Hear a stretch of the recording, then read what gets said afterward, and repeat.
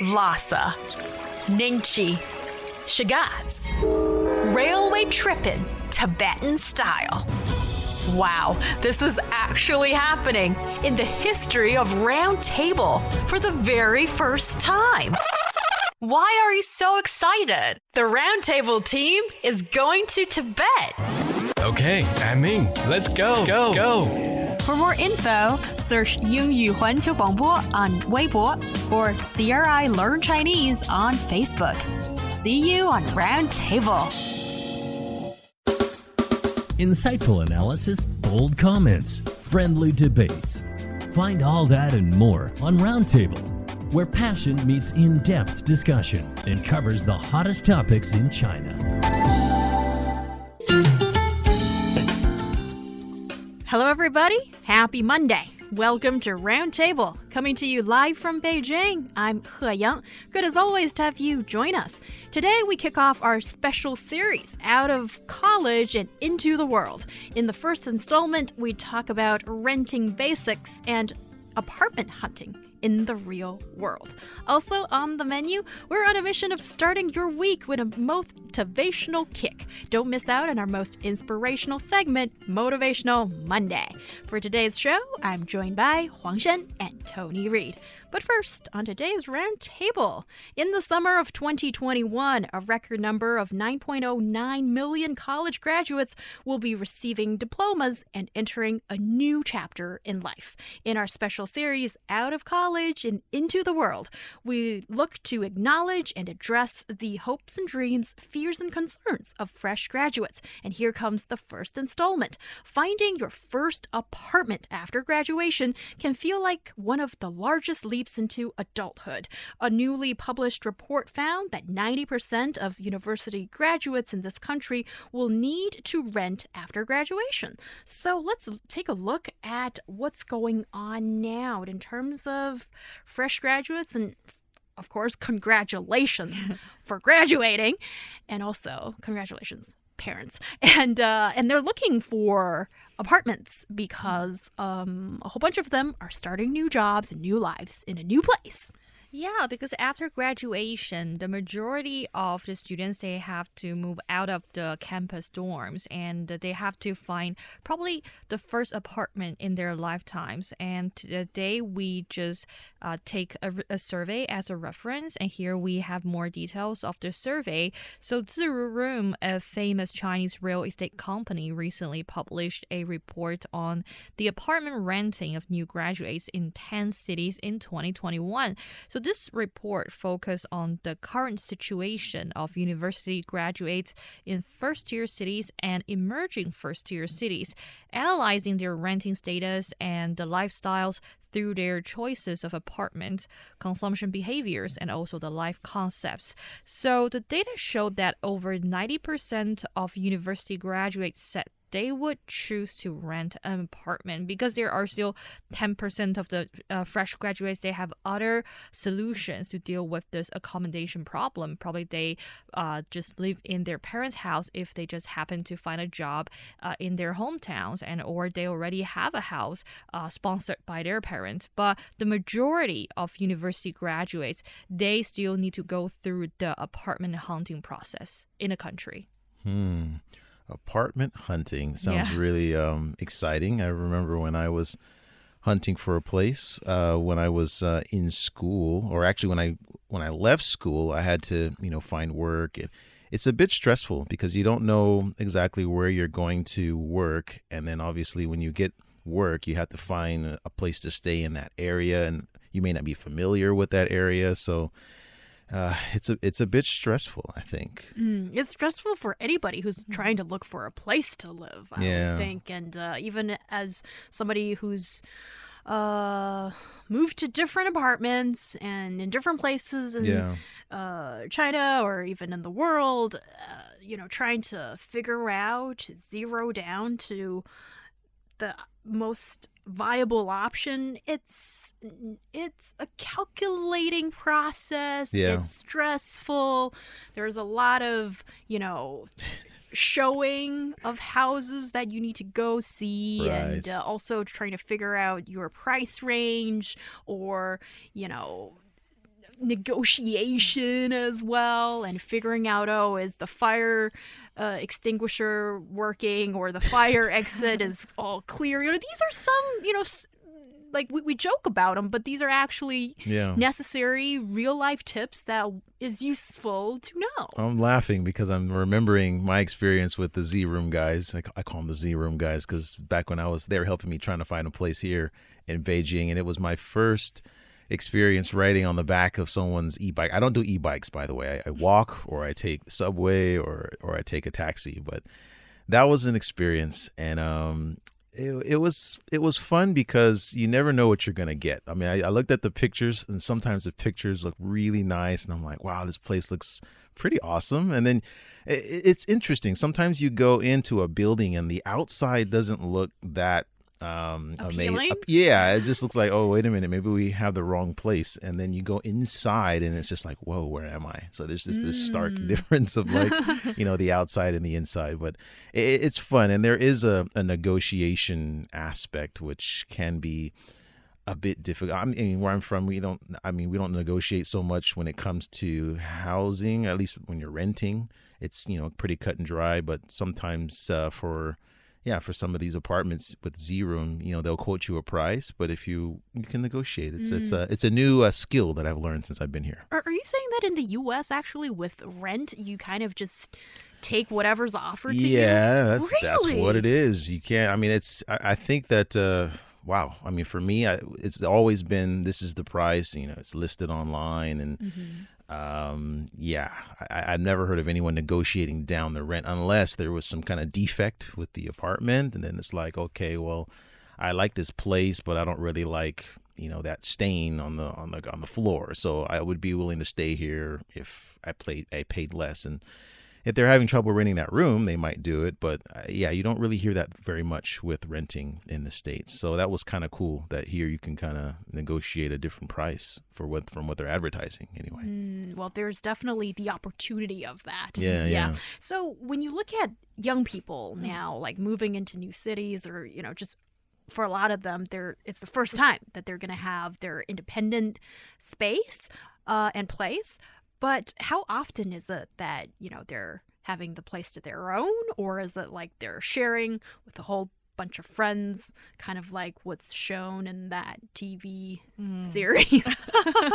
Yeah, if we just look at the figures from this report, it suggests that 35% of the respondents, and they would choose to share an apartment with strangers, and followed by renting an apartment alone and sharing an apartment with acquaintances such as your friends, classmates, and partners. So in general, the majority of the fresh graduates, they choose to share an apartment with people they are not familiar with.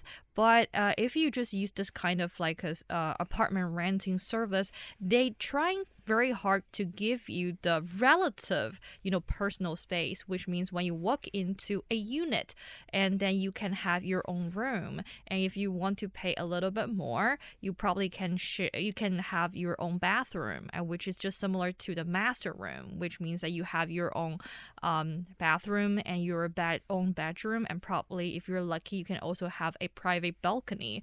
But you have to share the public space, which is basically the living room and a kitchen, with other people who co-renting these units, I would say. That would be kind of hard for me.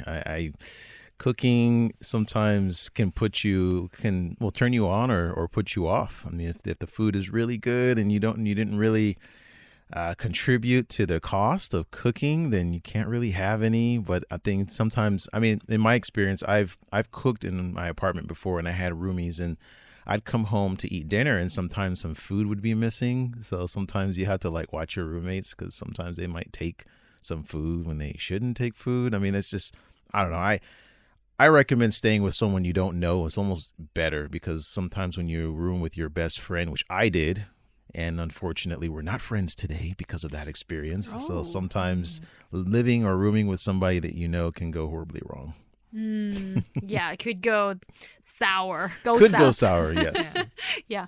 It seems like for older professionals. I mean, those who've worked for a few years. It's common. Also, I think you probably have a little bit better of a financial standing to rent your own place.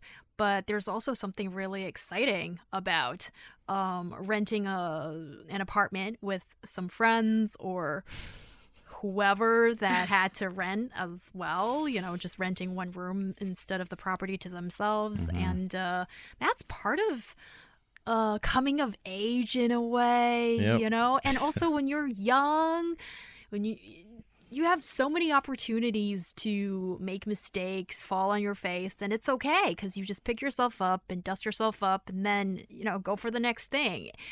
Like when you get a little bit older or a whole bunch older, then, falling on your face, metaphorically speaking, might take a bit longer for you to get back because maybe you do have more responsibilities on your shoulders, and making some of these new leaps of decisions might just cost you a bit more on multiple fronts. So my point here is, as an older person now, definitely not a fresh graduate anymore, I see that there's this bright spot of this whole experience that is really exciting, and you will learn so much after going through this process of finding what you love or sort of making a compromise with what is affordable and what you need, and also finding some people to rent together, and maybe you'll have it's most definitely that you will have altercations. Absolutely. But it's all a learning process. But it almost seems like when you get older, you're less. I guess the patience is a little bit less. I mean, as you get older, you know what you want. Like you've mentioned, you fell down. You've had those experiences of people not having the money to pay the rent at certain times, or if they're smoking in the room and you have to smell it in your room, and the food's missing and this kind of thing. So when you have experienced all of that, then you're willing to make that adjustment. Like, you know what, I'm just going to pay a little bit extra money because that way I can have my own place. But when you're just out of college, you don't know. And again, it's exciting and you want to try it out. And you think, well, I get along with my friends at school. So, I mean, at home, we should probably have a really good time. And that's not always the case. Yeah, I think this is a very good solution for the transition period because you just step out of your campus and you want to be a new employee in the workforce. And it very likely you have to take a lot of factors into consideration, like your budget and the convenience of transportation, and also your personal space. So by making that judgment and the comparison, you will come up with a solution that is maybe perfect for you at the moment. It's just temporary. And when you are becoming a more professional person in your company, and probably you will you earn a little bit more, then you have the freedom, the financial freedom, and to rent an apartment on your own. But at an initial stage, I think it's a very good alternative if you cannot afford an apartment by yourself, because in this way you can choose an apartment probably is closer to your office, and this way you can save the cost on and also an energy on the daily transportation. But there's a very big chance that you won't bump into your roommates every day because everyone is busy, and a majority of the fresh graduates probably they even don't have time to cook by themselves. They may just order food deliveries or just eat outside. There are so many restaurants out there in the city, and you probably want to hang out with your friends after work. And especially for fresh graduates, when they just enter and get on board in a company, usually for the first 2-3 months, they don't have the full payment in terms of the income or the salary. So they have to tighten their belt a little bit in order to afford their living in the city. So I think this is a very good option. It gives you a very decent start. And when you accumulate more experience and more wealth, then you have the freedom to choose what kind of apartment you want. Very interesting. And actually, well, this really depends on everybody and anybody's individual circumstance. But back in the day when, my generation was joining the workforce, it's like unless your parents gave you some financial support, eating out, that was not an option. Cooking by yourself on your own, that used to be the most economical way. So now when I hear like youngsters, you're free to like, of course it's your choice, Yeah. and to order all kinds of deliveries and go out and stuff. And I'm just like, yeah, you guys sound like you enjoy a little bit more of that financial an advantage than what it used to be for some of us back in the day. Well, and I think it also depends on the individual. You have some who are really smart with money. Perhaps it's a skill that was taught to them when they were younger. But when you're out of the influence of your parents and it's just you and you're taking up that, shouldering the responsibility of paying your own rent, and you're bound to have a few slip ups. If you're used to just kind of indulging and going out to eat, as you mentioned, having fun, you might overspend, this month or another month, or what if the job search isn't going so well and it takes you a little bit longer to get a job? I mean, this may influence you being able to cover your rent or maybe buy food. And so you may need to bum some food off of your colleagues or just take it.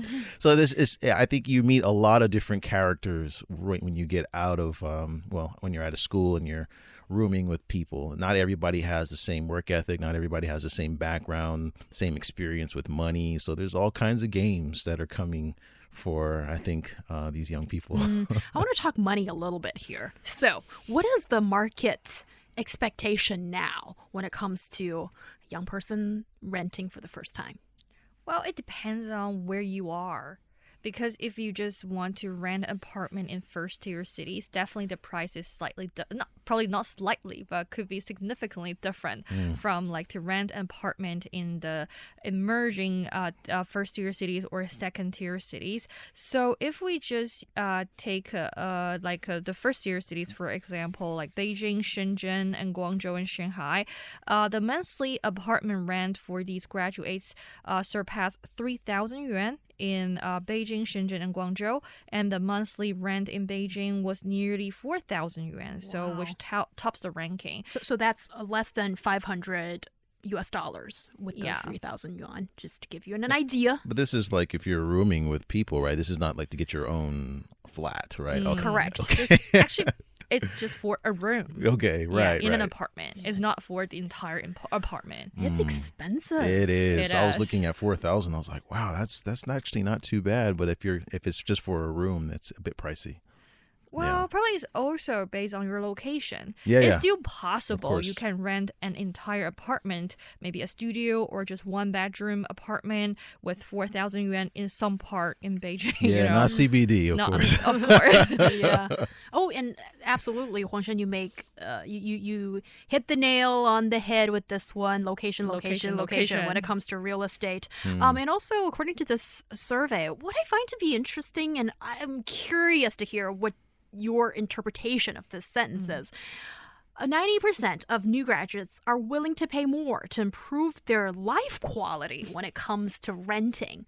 So, and that's like a singled out line from this survey. I mean, what's your interpretation of what does it mean? What does it mean?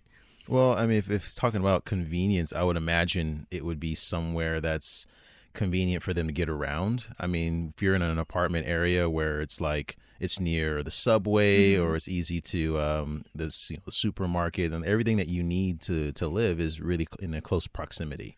So this is one, convenience that I think is really important. Earlier, you mentioned how some of the public areas in the apartment are shared. So just having maybe your own bathroom. This is something that was, it's really important for me. If I was to share a room, I would like to have my own bathroom. That's something that I would be willing to pay extra money for. So just this kind of thing. And one thing that I thought was really cool when I was shopping for apartments in Beijing, because where I'm from, when you rent a place, there's no furniture on the inside. I mean, you have to furnish everything yourself. You need to take a trip to IKEA or Walmart, whatever. But here, it's like most of the apartments are furnished. They have beds, they have tables, couches. Everything you need is there. So I think I I mean, I'd be willing to pay more for that, but that's kind of something that's offered here, which is kind of nice too. Yeah, I would say the life quality will be how much you can enjoy by living in your own, probably just a room. Although you are sacrificing your personal space and for the cheaper rent, but you don't want to sacrifice the quality of life, which means that you still want to have a very decent experience in your own room. Yeah. So when it comes to this perspective, I think they're talking about the interior design and decoration. Design, huh? Yes, and if, as Tony said, that if you can enjoy your own bathroom in your master room, that's a very brilliant idea. And I think they care also about probably the smart appliances inside the house and also about the regular cleaning service, because by these company and the zero room, sometimes they offer you that option. Not only this company, but also other companies. Like they give you the option that you can just like enjoy the weekly cleaning service. It's covered in your rent. So you don't need to clean your own room, but there will be a professional cleaning lady or staff like come to your room and to help you do these chores. So probably this is what they call the life quality. They don't want to get their hands dirty, and they can still enjoy a kind of like a fancy lifestyle, but just paying less rent. You got to do that. But how do you pay less rent? That's so compare by hiring a cleaning staff and also owning your own apartment or just renting an apartment on your own. I think it's key. There was a hot minute where I had like 2 or 3 roommates, and that was. It didn't last long, putting that nicely, but it's nice to have someone that can come in and clean those common areas, because when you're the one that's in the kitchen cleaning, washing the dishes or whatever, and there's other people living there and they're not doing it, that is infuriating. And then you come in and like, you're walking and like there's some, I don't know, some bell peppers or some rice that's sticking to the bottom of your socks because people eat and they don't clean up. So it's nice to have someone that's external that can come in and clean, and everyone pays into it. And so that way the place stays clean and one person doesn't feel like they're holding their weight more than other people, you know? That is a really good point, and it basically nips it in the bud even before having that argument of, I cleaned this and you didn't, or, you freeloader, but that kind of thing. But the problem comes in is when the other people don't want to pay that extra service because they don't want to pay more or whatever, and you're willing to do it, but they're not, and so there's this conflict about cleaning. Yeah. So with some of these companies that rent to these tenants, and then it's all included in the monthly rent, and then it's like, take it or leave it. Yeah. It comes with the service, and maybe that would be useful, but somehow I just feel I'm so out of touch with today's young people. Back in our days, that's like luxurious service. Who's paying for that extra stuff? When you scrub the floor on yourself, it costs see, she's the one I wouldn't want to pay. It's like, it's not something that I think most people would pay back then. But now maybe that's something people don't mind that much shelling out for. And we haven't even had the chance to get into the various pitfalls of... Let's devote the show a little bit more to that part, which is there are some traps and possible pitfalls that one could avoid when you are searching for the new apartment before signing the contract, and also making sure that the brokerage fee is correct and you're not being, milked out too much, and the service that you're getting is adequate, and all that good stuff. You're listening to Roundtable. We'll be back after this break. Put down that lengthy book spanning thousands of years and instead follow the Makers and Shakers of Chinese History podcast, which presents the biographies of 20 historic figures who shaped the course of ancient China. Meet the most renowned ancient Chinese rulers, ministers, thinkers, scientists, poets, and rebels, and find out how they continue to influence the Chinese to this day. Subscribe to Makers and Shakers of Chinese History for free on your favorite podcast app. Are you interested in learning Chinese? I always tell my students that listening is the key to mastering the language. Check out Takeaway Chinese, where you can start learning the language quickly and enjoyably, no matter if you're a rookie or a sophisticated Chinese learner. 我来北京5年了，我是本地人。 There is definitely something that will interest you. Check out Takeaway Chinese. A world starts with 你好. Easy. Informed opinion and heated debate. Find out what's got China talking and join us for your roundtable discussion.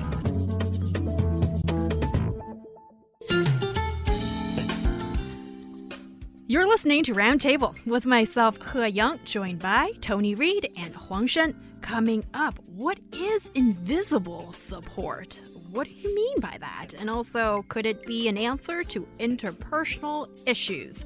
And our special segment, Motivational Monday. That's when we give you that adrenaline shot for the start of the week. Our podcast listeners can find us at Roundtable China on Apple Podcasts. If you like us, give us a 5-star review. If you don't like everything we said, which is totally normal, then leave us a message with your constructive criticism, or just keep in contact with us. That's brilliant, because we like to know what you think about the show. Another way to get yourself on national radio, actually, the fastest way ever, is to send us a voice memo or a, what'd you call it, audio message, an audio question. Please send it to aezfmmeldingcloudcomrssprogram12695389. We air your audio first and then give you a reply or have a discussion on the show that is tailored towards your question and your needs with the information we have about you. So keep those questions coming. And now on Roundtable, as we continue today's discussion, and there's one part that we would like to devote a bit more time to about renting your place the first time out of college. That is, there could be some of these pitfalls, some of these conundrums one needs to get over with, such as you're paying a commission fee to the middleman, right? And also, how to find the sweet spot of the price range, so to speak, and renters' rights as well, how to keep some of these concerns of young people, young renters in check. What do you have to say? Yeah, I think the general practice in the market is that you probably have to pay a month rent to the real estate agents as the service fee. I mean, in terms of the equivalent of like a 1 month rent, and that amount of money, and to your real estate agent who help you to find a appropriate apartment or a room in the apartment. And I think you need to clarify with your real estate agent and also the potential landlord about the payment method, because there are many variations of the payment method in the market. Some people, they prefer to pay month by month, and some ask you to pay 3-month rent with a deposit worth 1 month rent. And there are some extreme landlords, they want you to pay the whole year's rent in one time. So probably you should be aware of that, and that could be a red flag, and you have to go through all the details in the contract with the help of your real estate agent and probably your potential landlord, and to check every details and in the contract, and make sure it's better to rent an apartment from the first-hand landlord, because in some scenarios you probably get a source and then you figure out this is actually belong to the second-hand landlord, which means this is house subletting. Yes. Ooh, that's so you have to good. avoid that.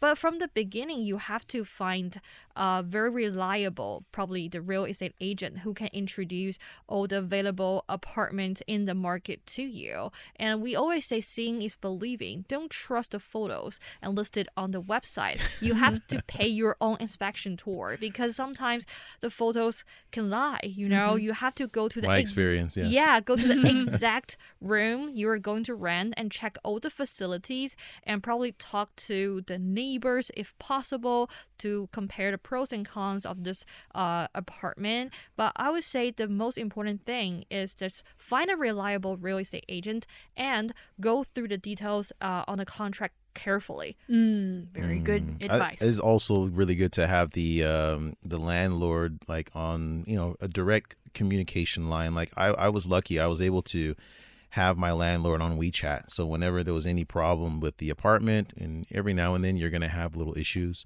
I was able to communicate with them directly, and they were really helpful in trying to solve the problem. But I've also had situations where, as you mentioned earlier, where the landlord was non-existent, or I think it was a subletting deal, and it was just really hard to contact this person. So it was just, you just kind of had to live with it or just fix it yourself out of your own pocket. So yeah, that can be frustrating too.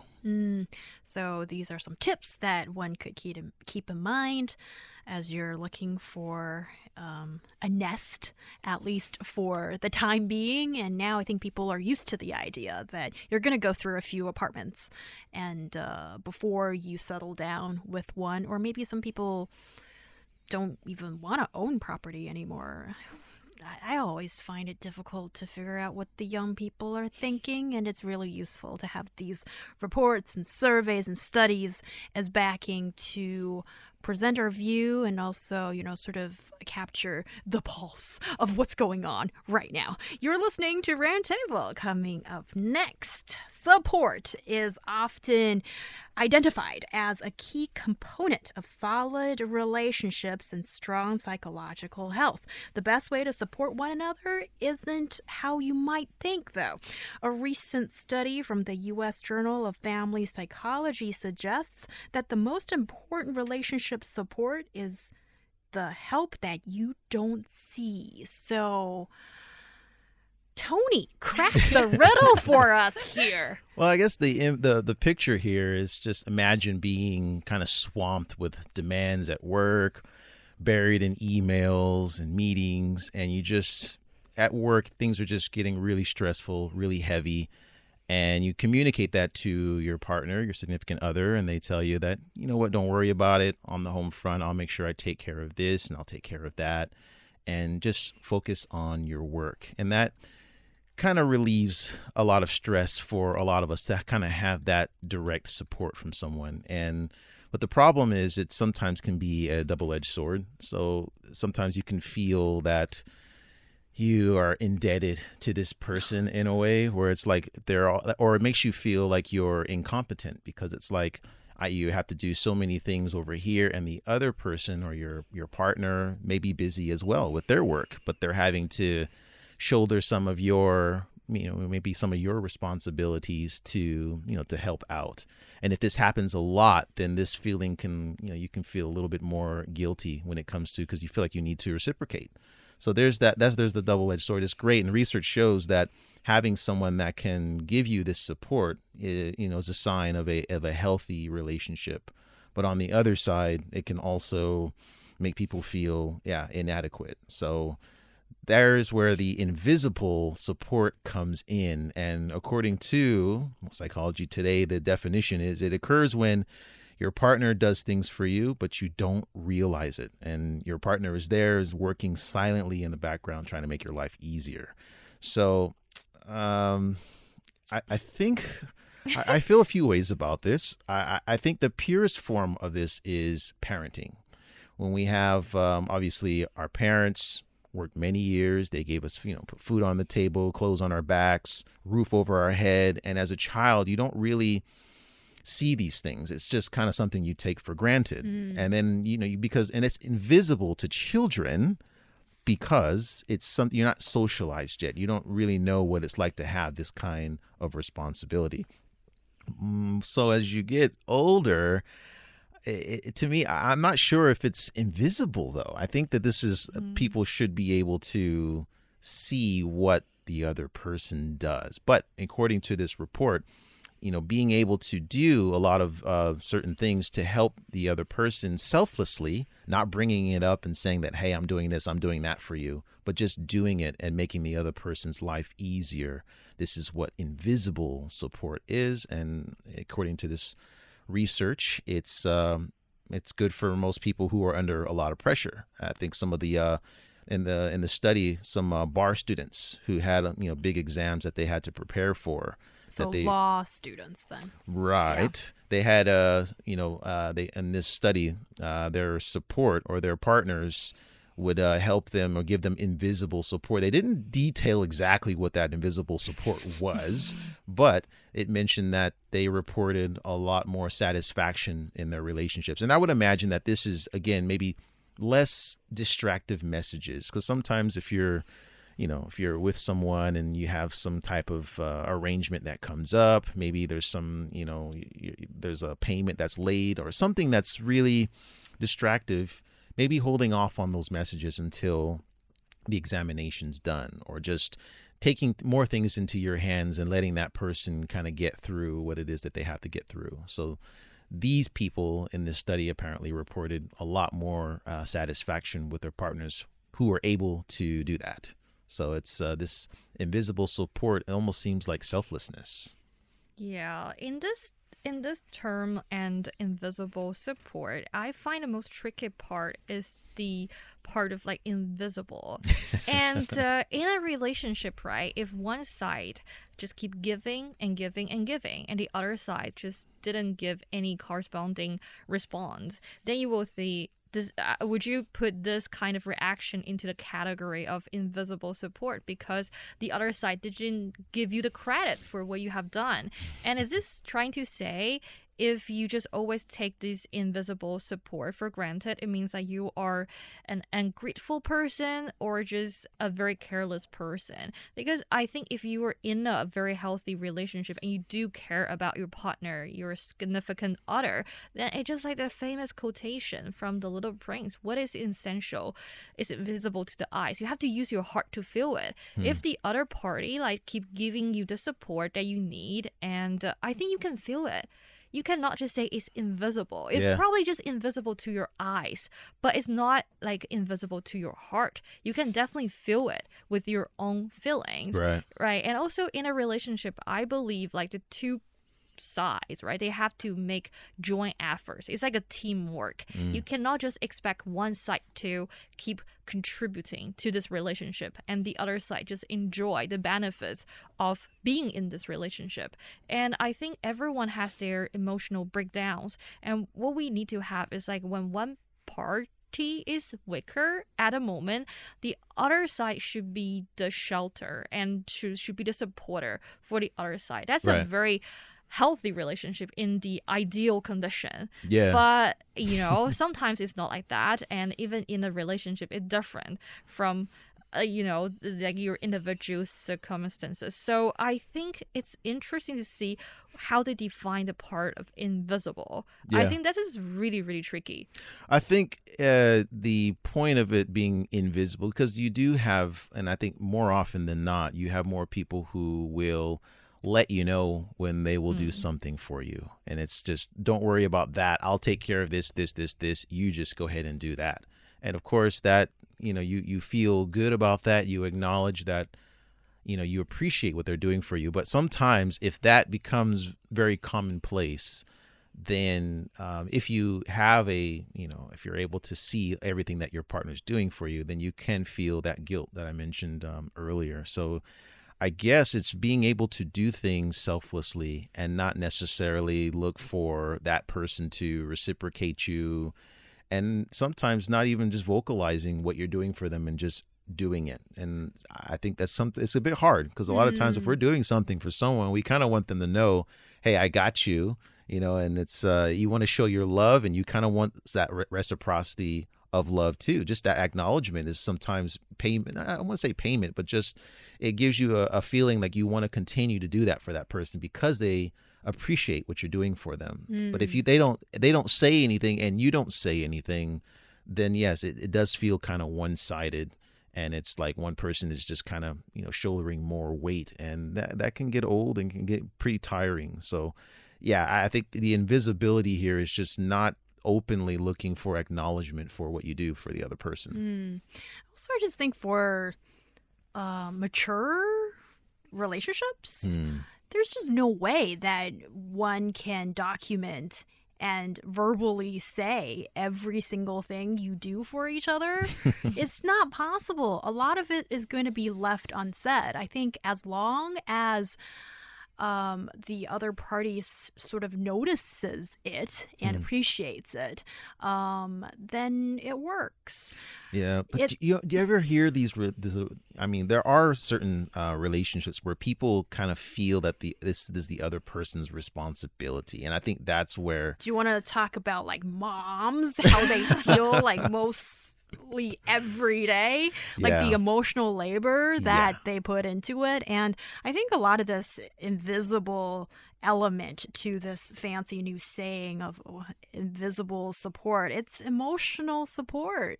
It's a lot of the things that go unsaid, and if you don't notice, then that is ungrateful. But sometimes little kids or grown-ups, well, you know, it's okay to enjoy it, but it's not okay to only enjoy it. Is what I think is that could be a little bit of an issue. So yeah, it can get a little bit tricky, I think. But just acknowledging what that person does for you.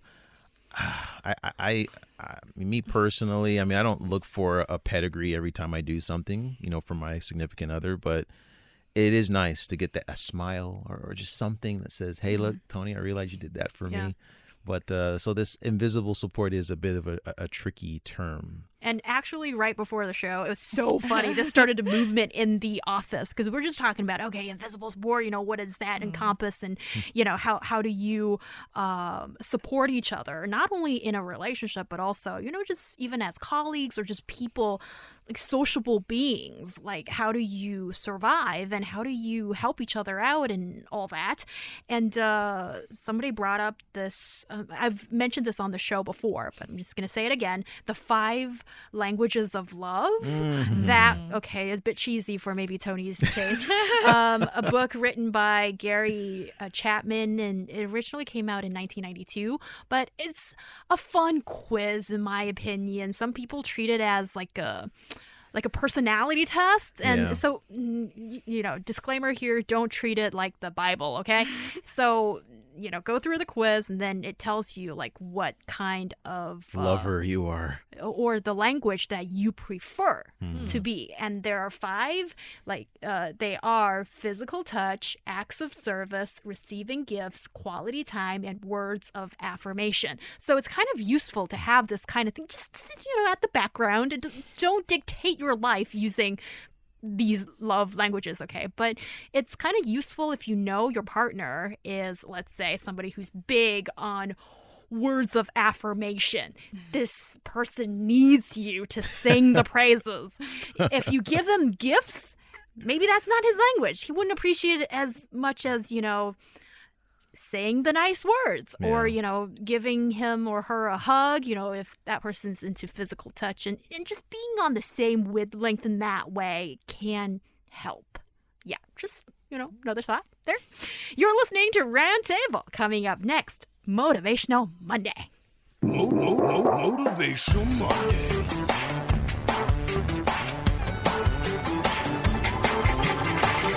Motivational Mondays. The segment title is self-explanatory. Tony Reed, what do you have for us? I came across this, I was on LinkedIn, as I normally am, and I saw a project that kind of interested me. It kind of inspired me a little bit. The project is called the American Happiness Project. Apparently, a journalist went to 50 states in the U.S. and interviewed about 10 people, self-described happy people, and found out what worked for them. Why do they consider themselves happy, and what do they do? And I just thought that it was, you know, really interesting that, you know, I guess from that study or from those interviews, that 70% of self-identified people, you know, made that, you know, that shift to step back from families and friends' perception. Like a lot of times people tell you that maybe you shouldn't do this or you shouldn't do that, but most of these people just decided to act on the emotion that they feel, that spark that they felt in their heart to do something. So yeah, they just knowing what makes them happy and what drains their happiness. So they were, made these, funny lists and just living by that and these mantras. For example, one mantra is just like, my happiness doesn't depend on others. Mm-hmm. And just kind of reading something like that, or I'm in control of my own happiness. I mean, it sounds kind of cheesy, but just being able to like read it out for yourself and just really ingest it. It was it works for a lot of these individuals, and I mean it goes on, but I just saw that and it was really inspiring for me to just, because I guess happiness is a muscle that we need to continuously exercise. And so at certain points of our lives, this certain thing might make you happy, but I mean you have to strengthen it and make other ways to it changes. So that's the point. There you go. You heard it from Tony Reed. Huangshan, what do you have for us? It's better to fail in originality than to succeed in imitation. And the meaning behind this quote is that failure is part of our life, and we learn through our failures and try to come up with new ways to solve a problem. But copying someone else's answer won't help us understand how a certain answer can be derived.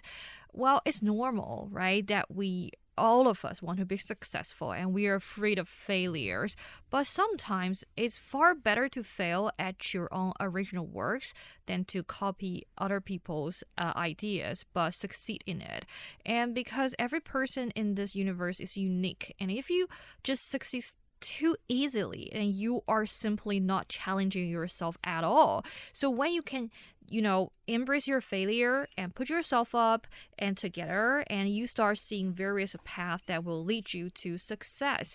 So I think it's amazing to experience like failure multiple times and in different ways, because it can help you understand the value of life and also encourage you to prioritize the tasks accordingly, and you will come up with some brilliant and creative ideas to make something big. Yeah, creativity. That's a good way to start the week.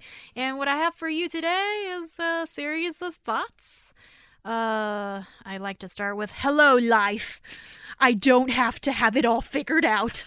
And exclamation point. And that's something that I've learned in my 30-odd years in life. I wish I could be in control, but if 2020 has taught us anything, or if life has taught anything, that is, forget about that control. Uncertainty is the commonality in life. So trust the wait, embrace the uncertainty, enjoy the beauty of becoming. When nothing is certain, anything is possible. We don't have to get it perfectly. We can try one and take it from there. And bear in mind, be proud of how hard you are trying. And that's what I want to say to you today. You're listening to Roundtable. Coming up next, we're going to talk about digital IDs for pets. How does that work? Stay tuned. Looking for passion? How about fiery debate? Want to hear about current events in China from different perspectives? Then tune in to Roundtable, where East meets West and understanding is the goal. You're listening to Roundtable. I am He Yang in the studio. I'm joined by Tony Reed and Huangshan. Digital ID tags and collars headed by mobile payment app Alipay are not just some futuristic idea that no one will know how to use. They're available here and now and on your smartphone. It proves that it can get pets home faster than ever. So let's talk about, how does this technology work? Yeah, from June 25th, and pet owners can search the function of pet certificate on Alipay to create exclusive files for their cats or dogs. And thanks to Ant Group's nose print recognition technology, this is similar to our a facial recognition technology for human beings, and pets can establish a unique digital identity card. And it's reported that very soon, and Alipay will also launch another system to help these pets who are going missing, and passerbys can help the pet find its owner and its way back home by using nose print recognition technology and also the information on the pet's electronic ID card. So based on the media reports, they say that this technology is over 90% accurate, and you can just by scanning the details of the nose of a dog or a cat, you can get his the dog or the cat's like biometric information and the figures, and you can give this little creature, the furry friend, an identity. Yeah, I didn't realize this was actually a thing, like this pet homelessness. There's a big push to I guess to curb this thing.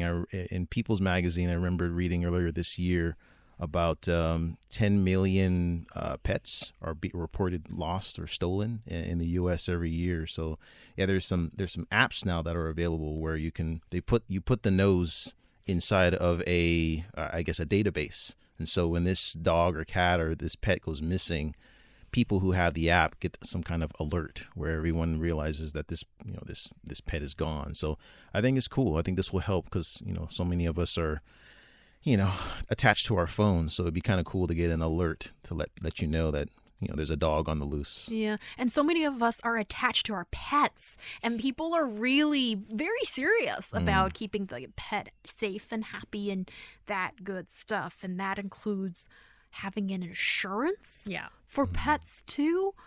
How does that work?